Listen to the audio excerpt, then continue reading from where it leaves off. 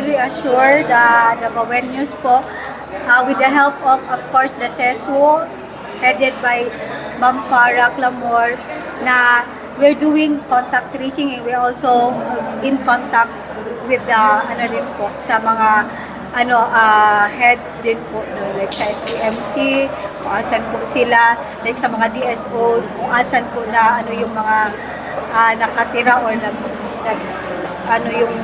mga patients po. Clarification, yung 7 na sa SPMC karon Doc. Yung 7 na confirmed. Nagano si Ma'am. Sige.